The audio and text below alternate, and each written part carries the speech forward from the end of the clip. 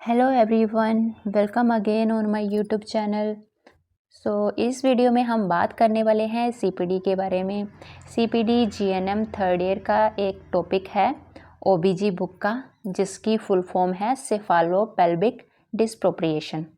सेफालो means जो fetal है उसका हेड, और पेल्विक एरिया जहाँ पे उसका हेड फिक्स होना चाहिए।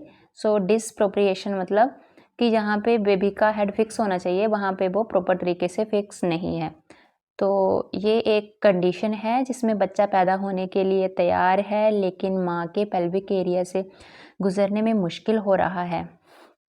इसका मतलब है कि बच्चा माँ के पेल्विक रीजन से सही तरह से नहीं गुजर सकता, जो एक कॉम्प्लिकेशन का कारण हो सकता है। ऐसी सिचुएशन में सजेरियन सेक्शन या असिस्टेड डिलीवरी करवानी पड़ सकती है। इसके कारण सीपीडी के क्या कारण हैं, चलो इस पे बात कर लेते हैं।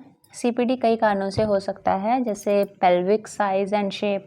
अगर माँ का पेल्विक रीजन बच्चे के हेड से छोटा हो या उसका शेप नॉर्मल से अलग हो तो बच्चा सही तरह से गुजर नहीं सकता पेल्विक एरिया से, तो ये भी एक सीपीडी का कारण है।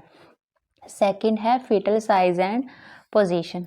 अगर बच्चा नॉर्मल साइज से ज़्यादा बड़ा है, उसका वेट 4 kg या उससे ज़्यादा है, या उसका पोजीशन सही नहीं है, और जैसे कि मतलब बच्चे का जो हेड है वो पेल्विक रीजन के पास नहीं है, तो भी सीपीडी हो सकता है।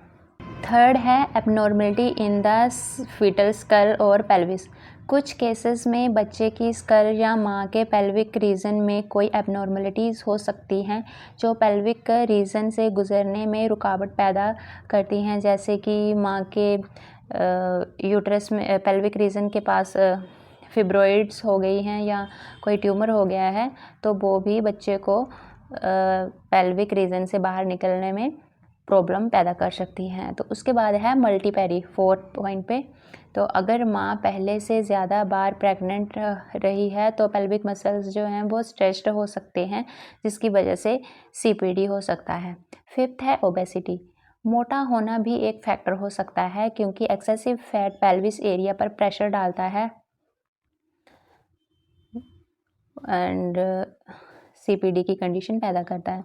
सिक्स्थ है पोस्टडेटिज्म, मतलब कि जो डॉक्टर ने आपको डिलीवरी डेट दी है वो डिलीवरी डेट जो है वो क्रॉस कर ली है, मतलब तब तक पेन स्टार्ट नहीं हुए हैं, तो ये भी एक सीपीडी का कारण बनता है, जिसकी वजह से दिक्कत हो सकती है। सेवंथ है जेनेटिक फैक्टर्स। कुछ केसेस में जेनेटिक फैक्टर्स भी सीपीडी का कारण हो सकते हैं।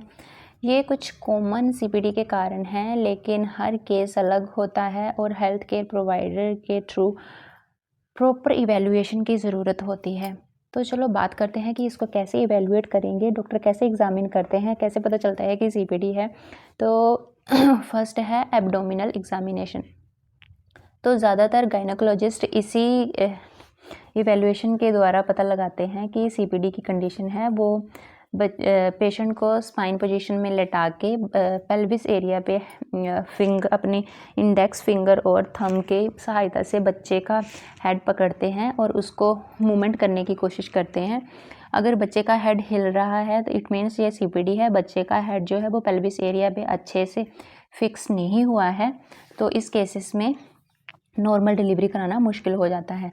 तो सेकंड है सोनोग्राफी, जिससे कि सोनोग्राफी के से भी पता लगाया जा सकता है कि बच्चे का जो वेट है वो 4 kg या उससे ज़्यादा है, तो भी ये सीपीडी की कंडीशन होती है। तो इस टॉपिक में बस इतना ही।